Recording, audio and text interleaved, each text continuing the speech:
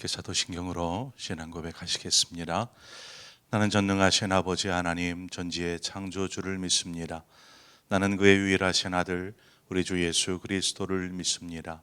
그는 성령으로 잉태되어 동정녀 마리아에게서 나시고 본디오 빌라도에게 고난을 받아 십자가에 못 박혀 죽으시고 장사된 지 사흘 만에 죽은 자 가운데서 다시 살아나셨으며 하늘에 오르시어 전능하신 아버지 하나님 우편에 앉아 계시다가 거기로부터 살아있는 자와 죽은 자를 심판하러 오십니다. 나는 성령을 믿으며 거룩한 공교회와 성도의 교제와 죄를 용서받는 것과 몸의 부활과 영생을 믿습니다. 아멘. 우리 함께 찬송가 390장 예수가 거느리시니, 우리 함께 찬송가 390장을 찬송하겠습니다.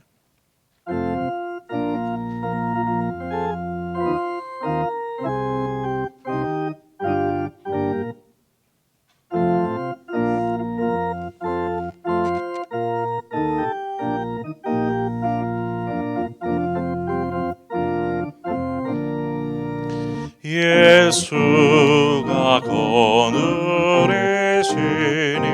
즐겁고 평안하구나.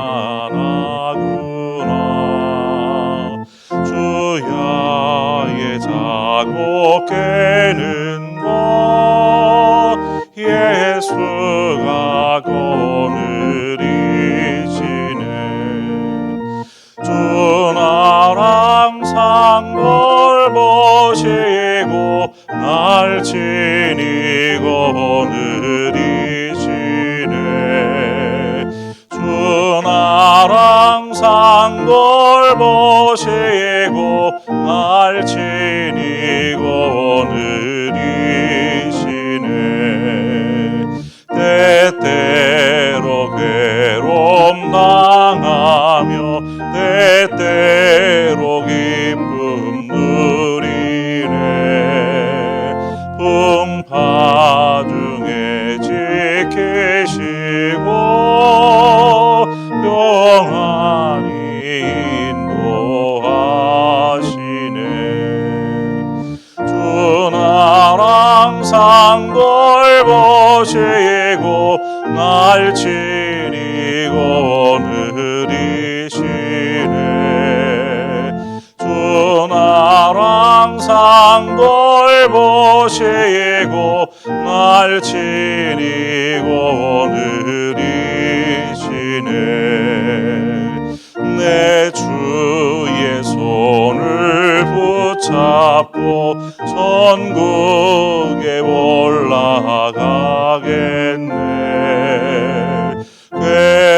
괴로우나 즐거우나 예수가 거느리시네.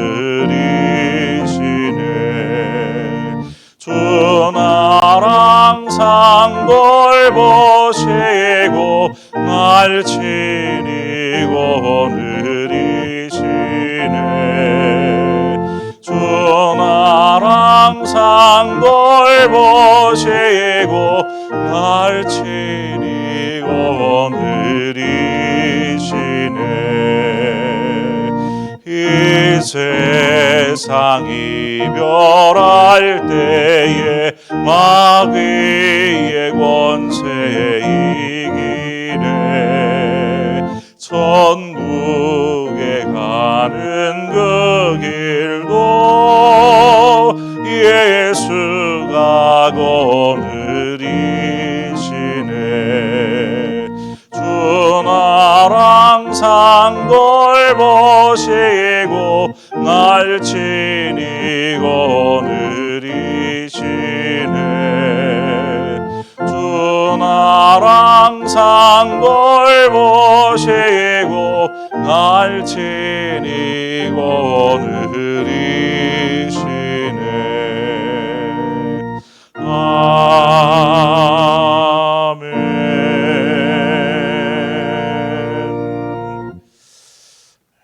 하나님 말씀 보겠습니다. 야고보서 2장 19절에서 마지막 26절의 말씀입니다. 야고보서 2장 19절에서 마지막 26절까지의 말씀을 한 절씩 교독해서 보도록 하겠습니다. 내가 하나님은 한 분이신 줄을 믿느냐? 잘하는도다. 귀신들도 믿고 떠드니라.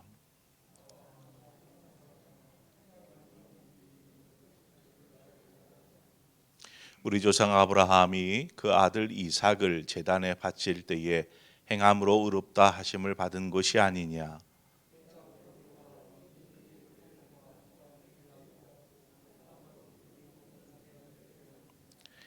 이에 성경에 이른바 아브라함이 하나님을 믿으니 이것을 의로 여기셨다는 말씀이 이루어졌고 그는 하나님의 보시라 칭함을 받았나니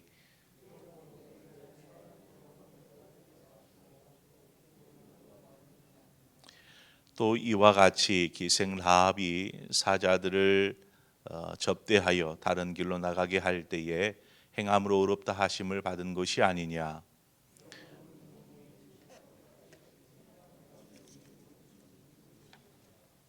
아멘. 야고보서에 있어서 가장 핵심이 되는 구절이죠.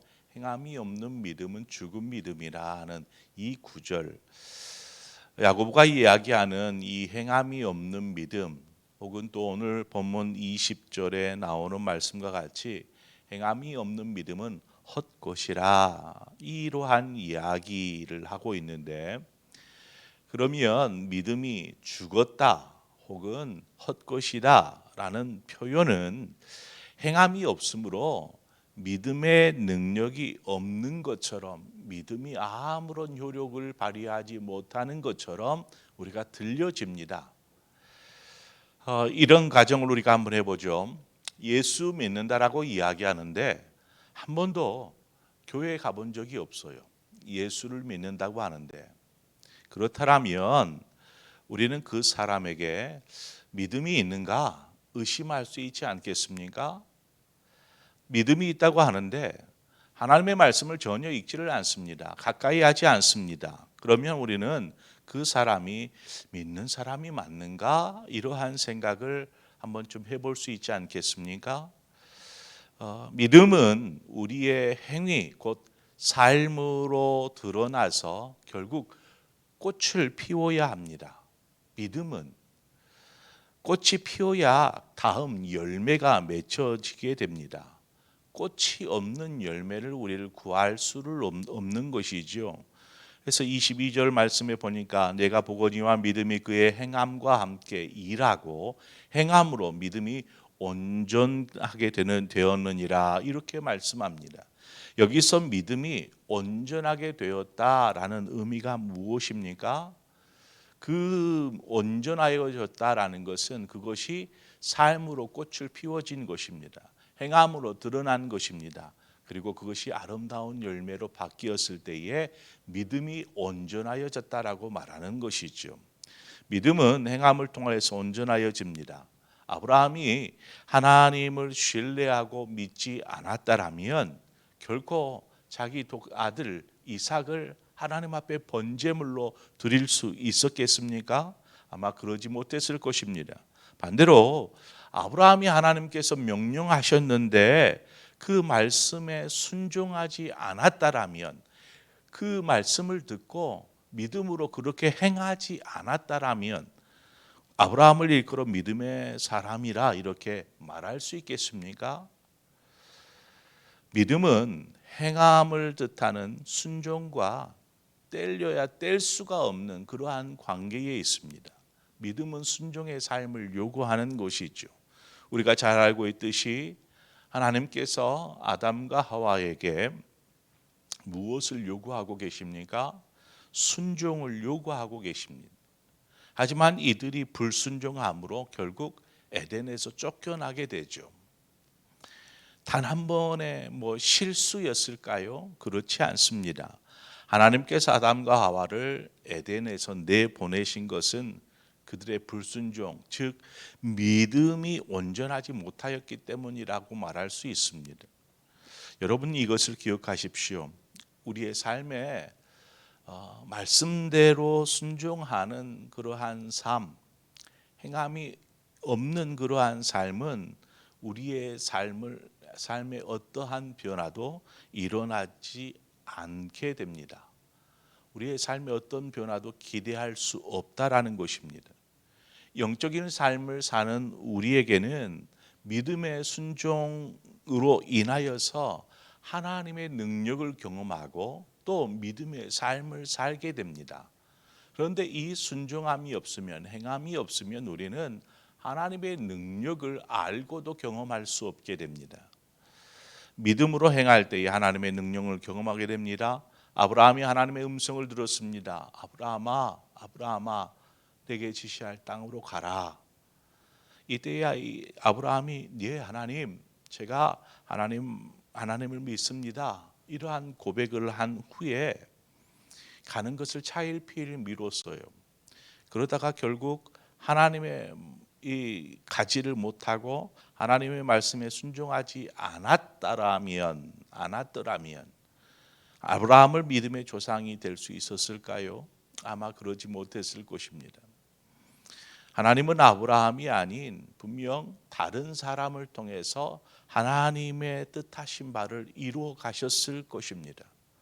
하지만 믿음의 순종, 그 행함을 통하여서 아브라함이 하나님을 믿었기에 말씀에 순종하고 그 순종함으로 그의 삶이 믿음의 조상의 삶이 될 수 있었던 것이죠. 하나님은 이처럼 우리가 믿음의 순종을 하지 않으면 어떠한 변화도 어떠한 경험도 우리는 경험할 수 없게 됩니다. 하나님은 다른 방법으로 다른 누군가를 통하여서 하나님의 뜻을 이루어 가실 것입니다. 그 좋은 예가 에스더서에 나옵니다.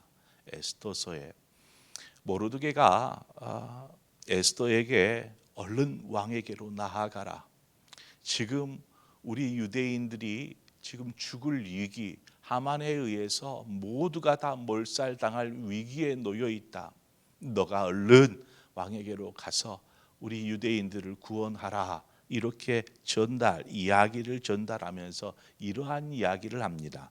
에스더 4장 14절에 보면 이때에 내가 만일 잠잠하여 아무 말이 없으면 유대인들은 다른 데로 말미암아 구원을 얻으려니와 너와 내 아버지의 집은 멸망하리라. 하나님께서 내가 왕후의 자리를 얻은 것이 이때를 위함이 아닌지 누가 알겠느냐 이렇게 이야기합니다. 모르드게에게는 믿음이 있었어요. 하나님께서 유대인들을 구원하실 것이다 라는 믿음. 그래서 그 믿음은 에스더 네가 아니어도 하나님은 다른 데로 말미암아 구원을 얻게 하실 거야 라는 다른 방법으로 하나님께서 구원하실 거라는 확실한 믿음이 있었습니다. 그런데 그 말 속에는 무슨 의미가 있어요? 에스더 네가 그 구원의 일에 순종하여서 행해라. 네가 이 왕후가 된 것이 이때를 유대인들을 구원하기 위해서 왕후가 된 것이 아닌지 누가 하느냐라고 말하죠. 결국 에스더가 믿음의 결단을 합니다.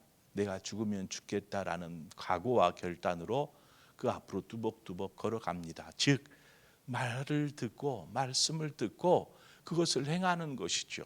행함에 있어서는 그의 목숨을 아끼지 않습니다. 그냥 죽으면 죽겠습니다라는 믿음으로 나아갑니다. 그리고 유대인들을 구원하게 되죠. 우리가 기억할 것은 우리가 믿음이 있다고 하면서 이것을 삶으로 꽃을 피우지 않고 그냥 수수방관하다가 가만히 있으면 하나님은 우리가 아닌 다른 사람을 통하여서 다른 방법으로 일하시되 우리의 신앙과 삶은 어떻게 되겠습니까? 하나님을 경험하지 못하는 무기력한 신앙이 될 뿐만 아니라 삶의 신앙의 어떠한 열매도 결과도 얻을 수 없게 된다라는 사실입니다. 바로 이것이 행함이 없는 믿음은 죽은 것 혹은 헛된 것이라고 말하는 그 의미입니다. 믿음이 전혀 힘을 발휘하지 못하는 상황. 믿음은 놀라운 능력을 가지고 있습니다.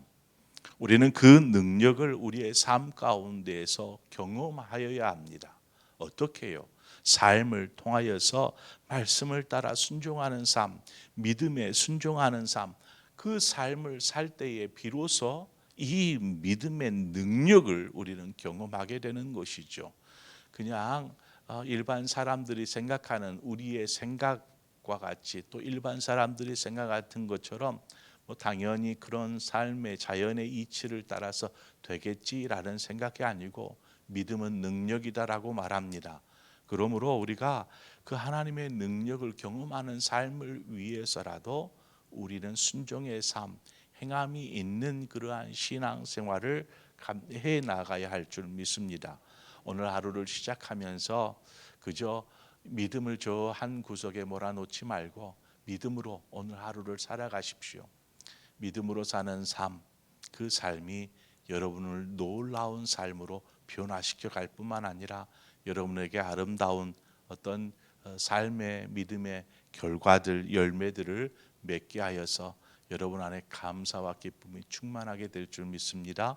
그러한 복된 삶을 오늘 하루 멋지게 살아가시는 우리 상봉의 모든 성도들 되시기를 주님의 이름으로 축원을 드립니다. 우리 함께 기도하고 우리 다 함께 기도하며 나가겠습니다. 좋으신 아버지 하나님, 은혜를 감사합니다. 오늘 하루를 시작하면서 다시금 말씀에 잠깐 귀 기울이고 묵상해 봅니다. 하나님께서 우리의 심령 가운데 들려진 말씀을 우리가 기억하고 단지 말씀으로만 듣고 흘려버릴 것이 아니고 그 말씀이 결국 오늘 하루의 삶 동안에 삶으로 드러나서 꽃을 피우고 열매를 맺어 우리의 삶이 보다 더 아름다워지는, 변화되어지고 하나님께 더 가까이 나아가시는 그러한 믿음의 성숙을 이루는 복된 한 날이 되게 하여 주시옵소서. 인도하실 것을 믿고 감사드리며 예수님의 이름으로 기도합니다. 아멘. 오늘 이 시간에 함께 한 마음으로 기도할 때에 우리 사랑하는 교육자들을 위해서 기도해 주십시오. 또한 우리 항존 직분자들, 또 우리 다음 세대들을 위해서, 우리 상봉교회의 성도들을 위해서 한 마음으로 기도하는 시간입니다. 하나님께서 우리 안에 어떠한 마음을 주시는지 주시는 마음을 따라서 우리 교회의 교역자들, 중직자들, 또 우리 아이들, 자녀들을 위해서 한 마음으로 함께 기도하며 나아가도록 하겠습니다. 그리고 또 각자의 기도의 제목으로 함께 나아가겠습니다. 함께 기도합니다. 조시의 아버지 하나님, 은혜와 사랑을 감사합니다. 아버지, 이 새벽에도 우리를 부르시고 하나님 인도하여 주셔서 감사합니다. 아버지여, 주께서 우리를 하나님의 자녀 삼아 주셔서 감사합니다. 크신 은총과 사랑으로 우리를 감싸주시고 인도하시고 오늘도 하나님 우리를 너무나 사랑하셔서 하나님 우리에게 찾아오셔서 말씀하여 주셔서